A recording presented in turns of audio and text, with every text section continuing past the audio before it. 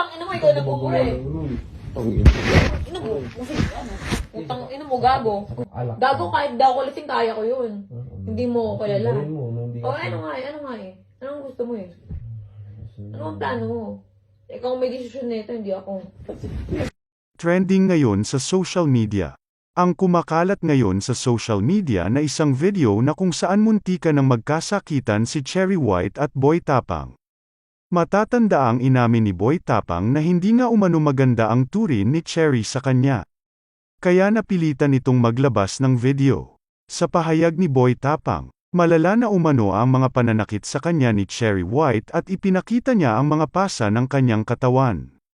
Noon pa umano, ay marami na umanong mga vloggers na nagsasabi sa kanya na dapat niya umanong iwasan si Cherry White dahil sasakit umano ang ulo niya kay Cherry.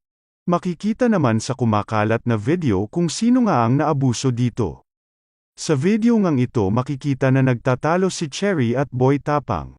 Kung matatandaan, sinabihan ni Cherry na wala umanong respeto si Boy Tapang at pinagbantaan pa ni Cherry si Boy Tapang.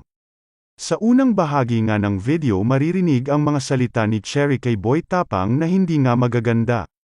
Sa pagsasaad ni Cherry sa video, gusto niya umanong makipaghiwalay sa kanya ng maayos si Boy Tapang. Maririnig nga na hindi na magaganda ang mga lumalabas sa bunganga ni Cherry. Samantala si Boy Tapang naman ang parang tila natatakot sa dahil halos hindi marinig ang kanyang boses dahil nga sa lakas ng boses ni Cherry. Sa video, sinabi ni Boy Tapang na ang pangit umano ng pag-uugali ni Cherry.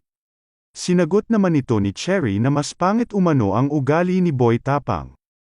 Mukhang galit na galit nga si Cherry sa video na kumakalat, dahil hindi niya lang minura si Boy Tapang kundi hinilahila pa nito ang kanyang damit.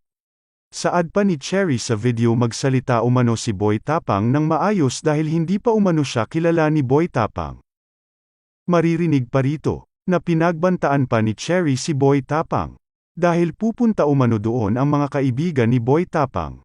Saad pa ni Cherry kapag pumunta umano ang mga tropa ni Boy Tapang ay magagawa niya umanong basagin ang mga sasakyan nito.